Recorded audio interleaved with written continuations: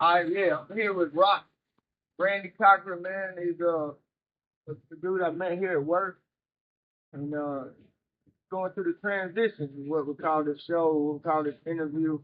Um, Rock, tell me a little bit about how you got here at Prince after serving 32 years at Prince. Uh, um, Coming to the transition center and going through the stages I had to go through to find a job.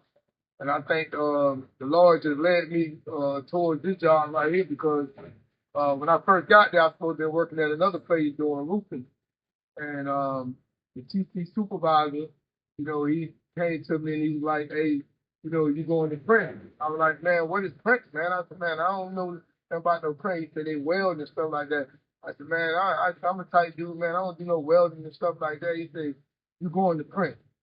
So I ended up coming out to print, and I ended up, meeting James and a few other people out here.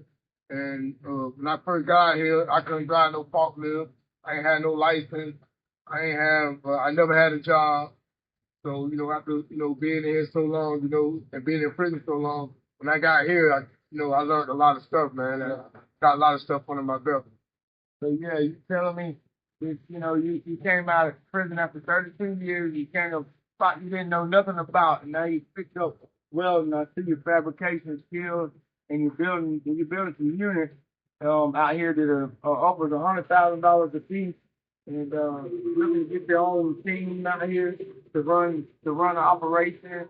The Lord really blessed you, like you said, to bring you out of the system, and now you're really working on getting together a plan to go for outreaches and help the youth and anyone is struggling with the kind of things you struggle with, or the gang life and the different things of that nature. That's what you got going on right now. Sure.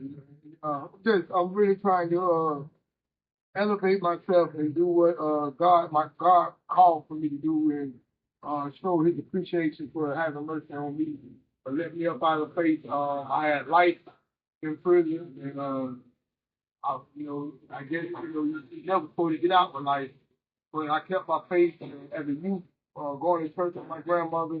I was blessed to be introduced to God and be able to see what it feels like to know that there's a higher power. So that power there, going to prison, had me tap back into the higher power, and that's what made me the person I am today. Yeah, I agree. I've been through the same type of situation, being locked up and straying away from anything good at all. And just knowing that the Lord was there through all that, it is a blessing for somebody to put that in you because some people out here don't have that, you know what I mean? And then they might even scoff at the idea that there is a higher power because of how bad things are. And people wonder, why is life like this if there is a good God, And I don't necessarily have that answer. It's simply that I've learned love.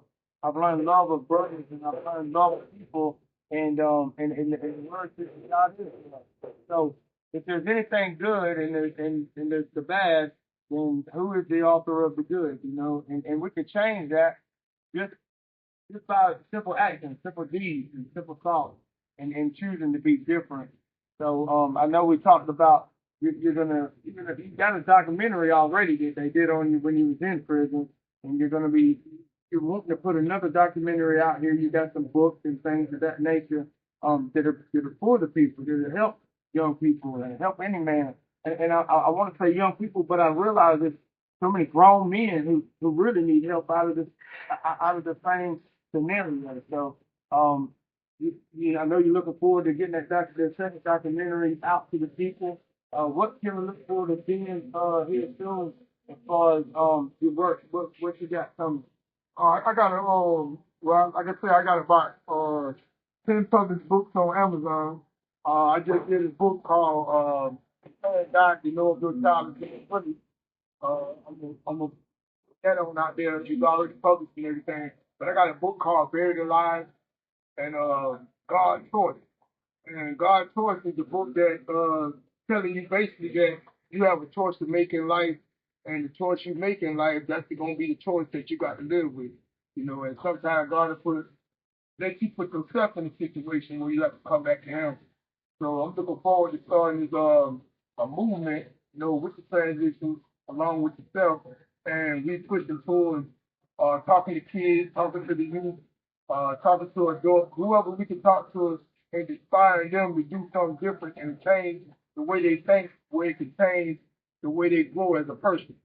So I'm looking forward to just getting out and doing the God work. Yeah. Being able to talk to people about how good God is and how His mercy is, and you be obedient and keep your faith no matter what situation you're in. Yeah, and yeah, that's where me and you really came together here. We worked together, but we found out that we really have the same heart when it comes to wanting to help people, and we have other people here with the same mindset.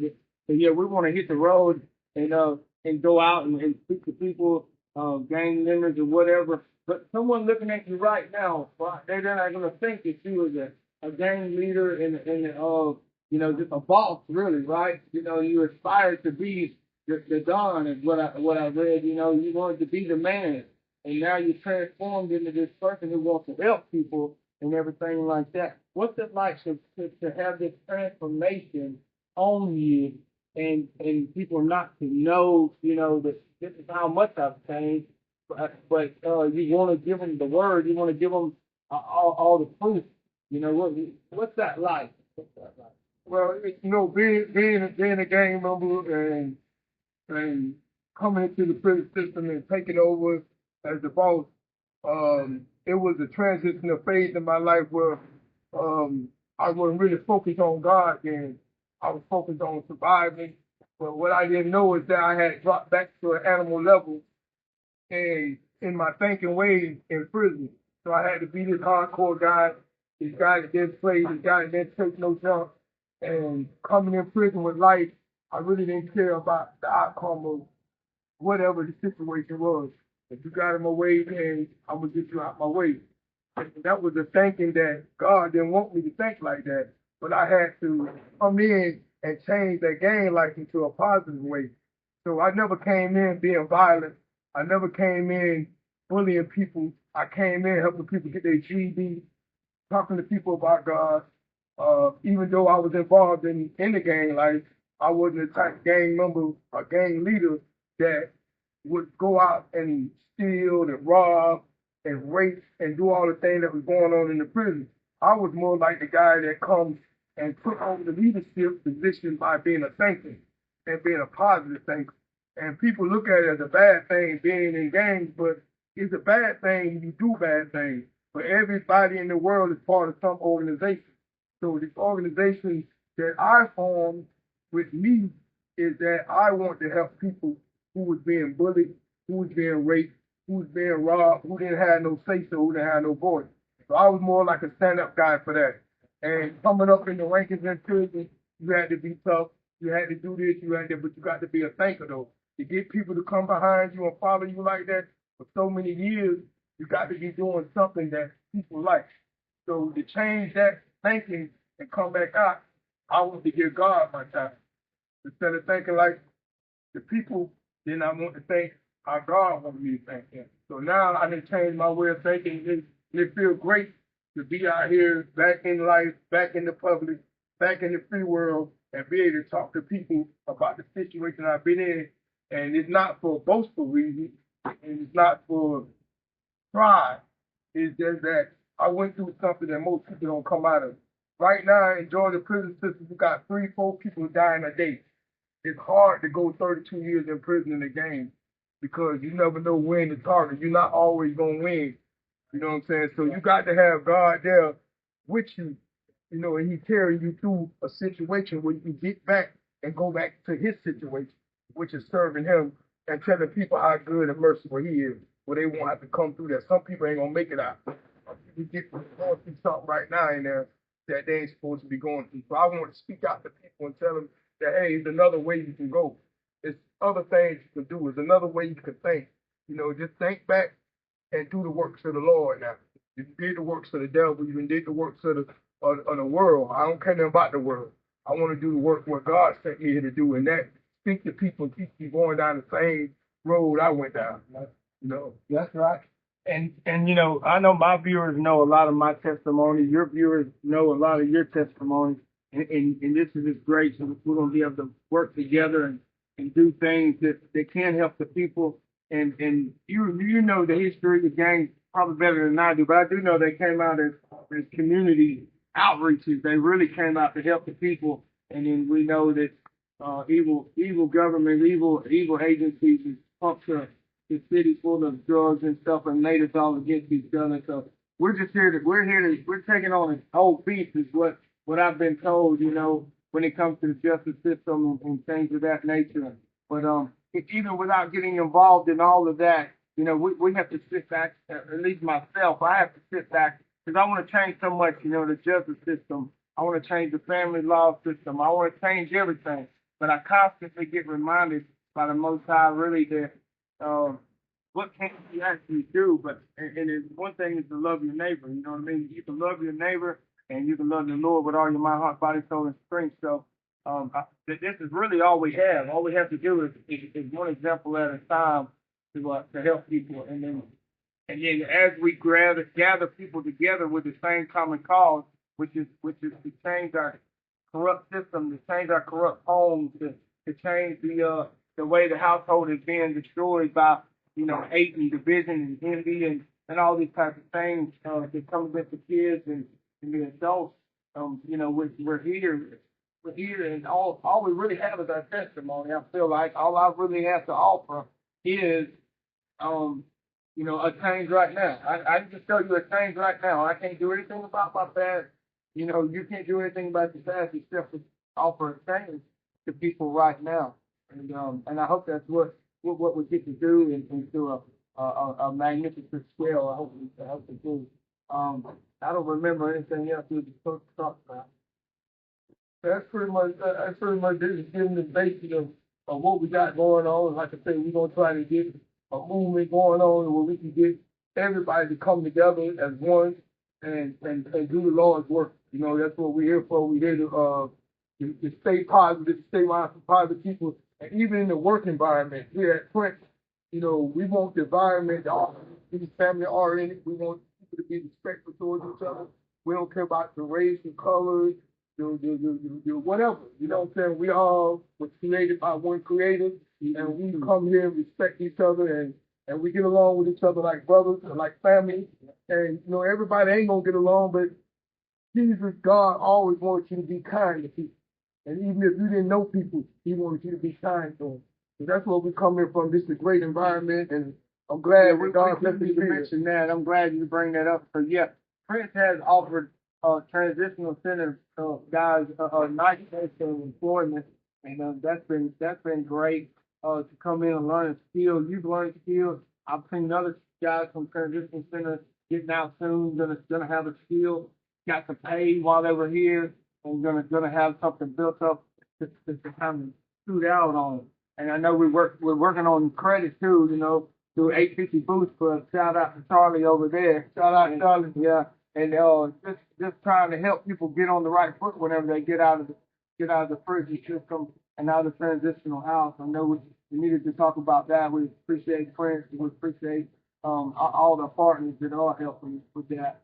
And, yeah, I think we was definitely supposed to talk about, you know, that right there, the way you come in and you've learned how to drive a forklift well, build stuff. We're building humongous things. We're building things that are going to help power cities and power servers and stuff like that. You know, we got a pretty decent gig right here. You know, we're doing something.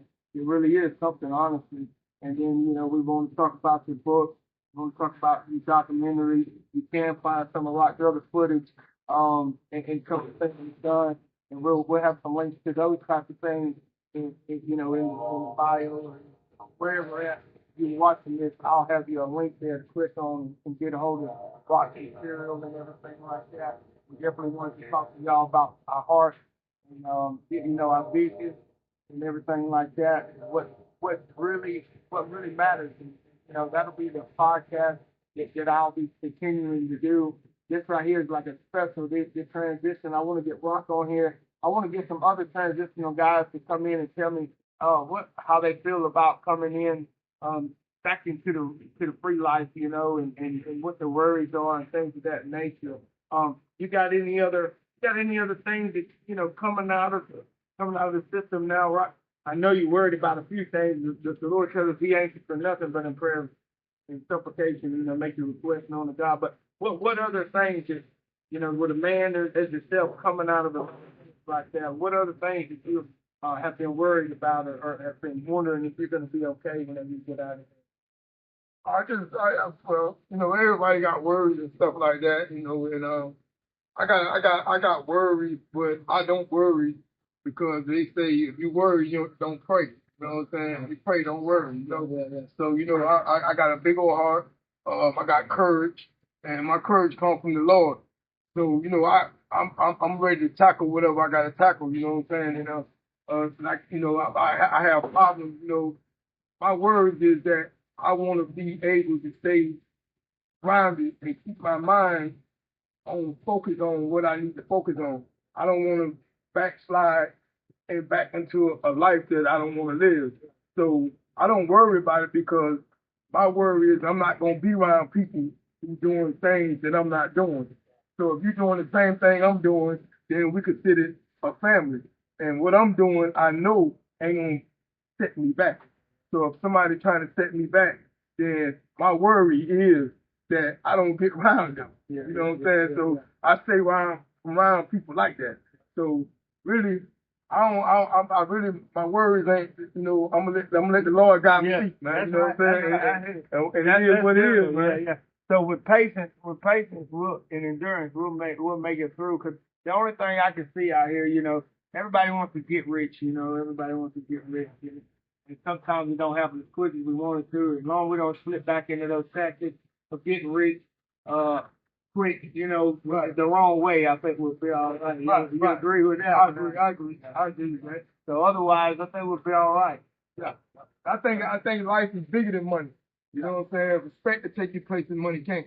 You know what I'm saying? A lot of people, you know, coming up, you know, my autobiography I wrote, the book Heartbeat Down, you know, talk about, you know, my lifestyle, you know, and I, you know, pretty much been there and done that. You know what I'm saying? So I know that money can't make you happy.